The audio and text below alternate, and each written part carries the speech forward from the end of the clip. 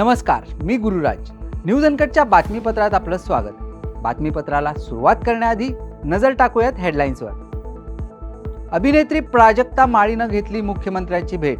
आमदार सुरेश धस यांच्या विरोधात केली तक्रार. पालकमंत्री पदावरून शीतयुद्ध. पुणे, बीड, सोलापूर, सांगलीबाबत उत्सुकता.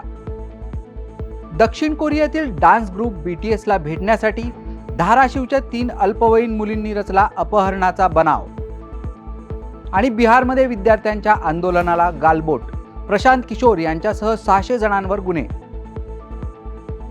आता पाहूयात बातम्या विस्ताराने. बीड येथील मोर्चात मंत्री धनंजय मुंडे यांच्यावर टीका करताना आमदार सुरेश धस यांनी अभिनेत्री प्राजक्ता माळीच्या नावाचा उल्लेख केला होता. यावरून प्राजक्ता माळीने पत्रकार परिषद घेत जाहीर माफी मागण्याचे आवाहन धस यांना केले असून या संदर्भात त्यांनी मुख्यमंत्री देवेंद्र फडणवीस यांची सागर बंगल्यावर भेट घेऊन सुरेश धस यांच्यावर कारवाई करण्याची मागणी केल्याचं सूत्रांकडून कळतंय. यावर देवेंद्र फडणवीस यांनी देखील सकारात्मक प्रतिसाद दिला असल्याचं समजतंय.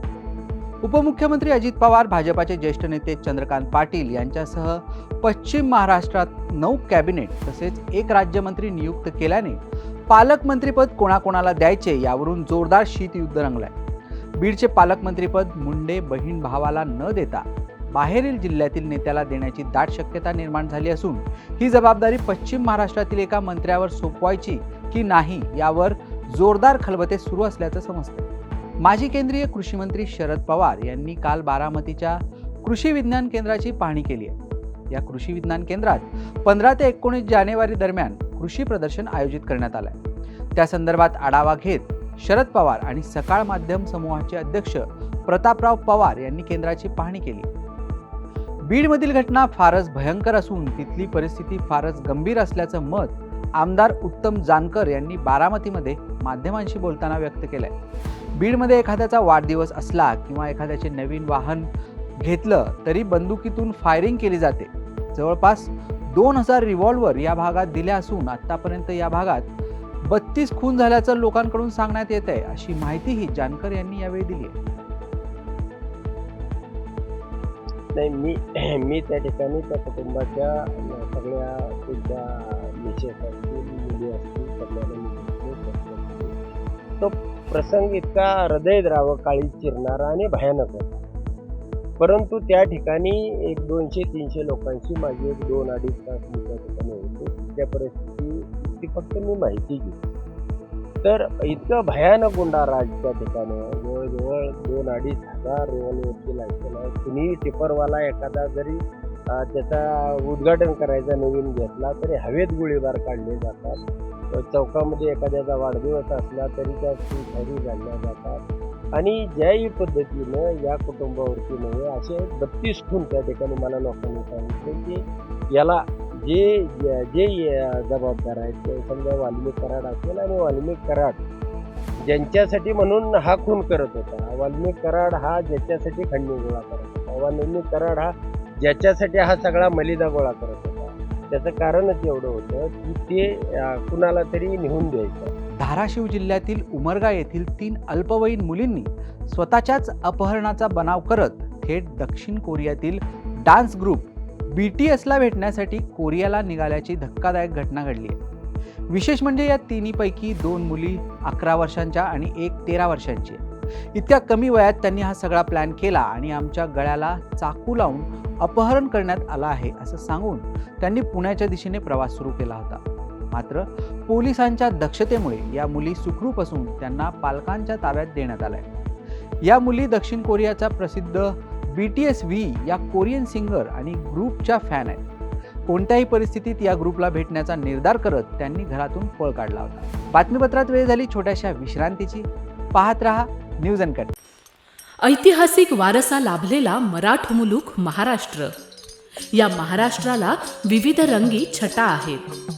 साहित्य, कला, पर्यटन, नृत्य, भाषा, संत परंपरा अशा विविधतेने तो नटलेला आहे.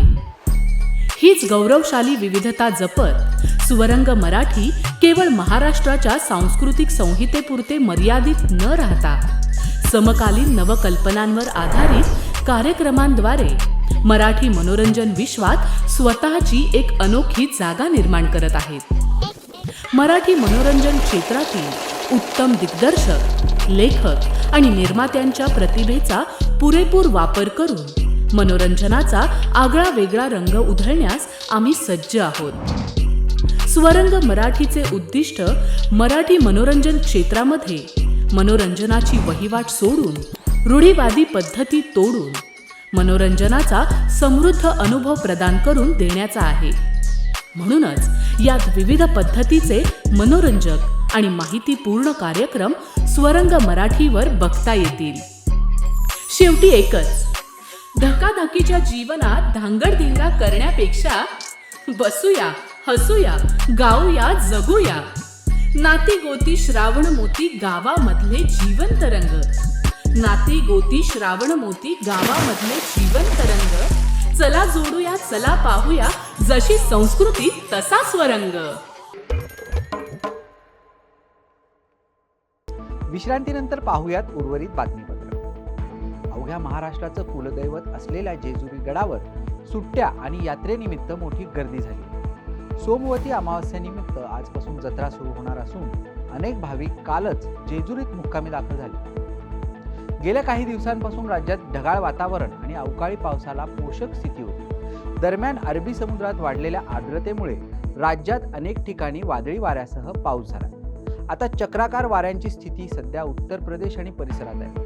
उत्तरेकडील राज्यात दाट धुकं आणि थंडीची लाट आहे. परिणामी राज्यात कोरड्या वाऱ्यांचे प्रवाह सक्रिय होणार असून येत्या 4 ते 5 दिवसात राज्यात पुन्हा किमान तापमानात घट होणार असल्याची माहिती हवामान विभागानं दिली. टीम इंडियाचा कर्णधार रोहित शर्मा ऑस्ट्रेलिया विरुद्धच्या बॉर्डर गावस्कर ट्रॉफीमध्ये फलंदाजीत फ्लॉप ठरलाय. या मालिकेत रोहित शर्मा 4 डावात केवळ 22 धावाच करू शकलाय, ज्यामध्ये त्याची सर्वोच्च धावसंख्या 10 आहे. रोहित शर्माच्या खराब फलंदाजीमुळे टीम इंडियालाही त्याचे परिणाम भोगावे लागले. अशा परिस्थितीत आता रोहित शर्मावर ऑस्ट्रेलियन मीडियाने जोरदार टीका सुरू केली. बिहार लोकसेवा आयोगाच्या उमेदवारांनी केलेल्या निदर्शनाप्रकरणी प्रशांत किशोर आणि त्यांच्या सुराज पक्षाच्या प्रदेशाध्यक्षांवर गंभीर कलमांखाली गुन्हा दाखल करण्यात आला. प्रशांत किशोर यांच्यावर उमेदवारांना भडकावण्याचा आणि त्यांना रस्त्यावर आणून गोंधळ घालायला लावण्याचा आरोप करत त्यांच्यावर अनेक गंभीर कलमे लावण्यात आली. या प्रकरणात 600हून अधिक अज्ञात लोकांना देखील आरोपी करण्यात आले. बातमीपत्रात वेळ झाली छोट्याशा विश्रांतीची. पाहत रहा न्यूज अँकर. ऐतिहासिक वारसा लाभलेला मराठ मुलूक महाराष्ट्र. या महाराष्ट्राला विविध रंगी छटा आहेत. साहित्य, कला, पर्यटन, नृत्य, भाषा, संत परंपरा अशा विविधतेने तो नटलेला आहे. हीच गौरवशाली विविधता जपत स्वरंग मराठी केवळ महाराष्ट्राच्या सांस्कृतिक संहितेपुरते मर्यादित न राहता समकालीन नवकल्पनांवर आधारित कार्यक्रमांद्वारे मराठी मनोरंजन विश्वात स्वतःची एक अनोखी जागा निर्माण करत आहेत. मराठी मनोरंजन क्षेत्रातील उत्तम दिग्दर्शक, लेखक आणि निर्मात्यांच्या प्रतिभेचा पुरेपूर वापर करून मनोरंजनाचा आगळा वेगळा रंग उधळण्यास आम्ही सज्ज आहोत. स्वरंग मराठीचे उद्दिष्ट मराठी मनोरंजन क्षेत्रामध्ये मनोरंजनाची वहिवाट सोडून, रूढीवादी पद्धती तोडून मनोरंजनाचा समृद्ध अनुभव प्रदान करून देण्याचा आहे. म्हणूनच यात विविध पद्धतीचे मनोरंजक आणि माहितीपूर्ण कार्यक्रम स्वरंग मराठीवर बघता येतील. शेवटी एकच, धकाधकीच्या जीवनात धांगडधिंगा करण्यापेक्षा बसूया, हसूया, गाऊया, जगूया. नाती गोती श्रावण मोती गावामधले जीवंत रंग. नाती गोती श्रावण मोती गावामधले जीवंत रंग. चला जोडूया, चला पाहूया, जशी संस्कृती तसा स्वरंग. विश्रांतीनंतर पाहूयात उर्वरित बातमीपत्र. जळगावच्या शारदा एज्युकेशन फाउंडेशन आणि श्री संत जगनाडे महाराज बहुउद्देशीय संस्थेतर्फे काल मोठ्या उत्साहात राज्यस्तरीय वधूवर संमेलन आणि पालक परिचय मेळावा पार पडला. या तेली मेळाव्यात 7 विवाह जुळले असून एक आदर्श विवाहही या ठिकाणी पार पडलाय. मेळाव्यात 1400हून अधिक विवाहइच्छुक वधूवर यांनी नोंदणी करून परिचय करून दिला. या प्रसंगी तेली समाजातील वधूवर तसेच पालकांनी आपल्या पाल्यांचा परिचय करून दिला. बीडमध्ये झालेल्या विराट मोर्चामध्ये धनंजय मुंडे यांच्यावर टीका करताना सुरेश धस यांनी अनंत प्रतिष्ठान संदर्भात आरोप केले होते. मात्र हे आरोप डॉक्टर लोढांनी फेटाळले. सुरेश धस यांनी आमच्याशी कुठलीही चर्चा न करता आमचे नाव घेऊन केलेले आरोप खोटे असून जमीन देण्याबदल्यात धनंजय मुंडे यांना ट्रस्टमध्ये घेण्याची अट घातली नसल्याचं लोढा यांनी स्पष्ट केलंय. त्यामुळे सुरेश धस यांना पुन्हा तोंडघशी पाडल्याचं पाहायला मिळतंय. मी डॉक्टर महेंद्र अमरचंद लोढा, माझे बंधू डॉक्टर राजेंद्र अमरचंदजी लोढा. आमच्या कुटुंबाची एक ट्रस्ट आहे आनंद प्रतिष्ठान. या आनंद प्रतिष्ठानला मागील काही वर्षापूर्वी माननीय महसूल मंत्री नारायण राणे यांनी एक जमीन दिली होती फॉर सोशल पर्पजसाठी, आणि तिथे आम्हाला एक वृद्धाश्रम, HIV हॉस्पिटल आणि जे काही गरीब लोकांना मदत करतील असे प्रोजेक्ट आम्हाला करायचे होते. ही जमीन सिरसाळा येथे आहे. परंतु काल मी टीव्ही पाहत असताना पाहिलं की आमदार सुरेशजी धस यांनी आमच्या कुटुंबाचं नाव घेऊन एक स्टेटमेंट दिलंय की तिथे बाबा अशी अशी जमीन आहे, त्यांना ट्रस्ट हॉस्पिटल टाकायला अटकाव करता किंवा त्यांच्या संस्थेत नाव घ्या असं धनंजय मुंडे साहेब म्हणतायत म्हणून. परंतु मी तुमच्याद्वारे सर्व जनतेला एक सांगू इच्छितोय की खरोखर असा कुठलाही प्रकार नव्हता किंवा नाहीच आहे. मला हे कळालं नाही की सुरेश अण्णा धसनी ही गोष्ट का मीडियात सांगितली, तीही आमच्याशी कुठलीही शहनशीलता न करता. रायगडच्या श्रीवर्धन तालुक्यात नागलोली ग्रामपंचायत हद्दीत बोरला गावानजीक जंगली फासकीत अडकून एका बिबट्याचा मृत्यू झाल्याची घटना समोर आली. फासकीत बिबट्या अडकल्याची माहिती ग्रामस्थांना कळाल्यानंतर त्यांनी बिबट्याला फासकीतून बाहेर काढले. मात्र बिबट्या मृत अवस्थेत आढळून आल्याने गावकऱ्यांनी बिबट्याला श्रीवर्धन वनविभागाच्या ताब्यात दिले. मुंडे समर्थक कार्यकर्त्यांनी जितेंद्र आव्हाड यांच्या विरोधात शिवाजीनगर पोलीस ठाण्यात तक्रार दिली. बीड जिल्ह्यात बाहेरचा व्यक्ती येऊन पैसे वाटतो असा देखील आरोप त्यांनी केला. त्याला सहकारी बीडचा आमदार देखील आहे आणि दोघांनी मिळून धनंजय मुंडेंना विनाकारण टार्गेट केल्याचा आरोप त्यांनी केलाय. मोर्चाचा संबंध होता, आरोपींना तात्काळ अटक करा. मात्र त्या मोर्चाचा संबंध धनंजय मुंडे यांच्याशी लावला म्हणून आमदार जितेंद्र आव्हाड यांच्या विरोधात धनंजय मुंडे समर्थक नाईकवाडे यांच्यासह अनेकांनी बीडच्या शिवाजीनगर ठाण्यात तक्रार दिली. कालची घडलेली घटनेमध्ये त्या घटनेला, त्या मोर्चासाठी जो पैसा वापरला गेला तो ठरवून राष्ट्रवादी काँग्रेस पार्टीने, राष्ट्रवादी काँग्रेसचे पदाधिकारी, आमदार जितेंद्र, मुंबईतून आलेले आमदार, जे बीड जिल्ह्यात बाहेरच्या जिल्ह्यातला माणूस येऊन पैसे लावतो मोर्चासाठी, बीडचा आमदार त्याच्यामध्ये सामील आहे. या दोघांनी मिळून हे षडयंत्र असलं.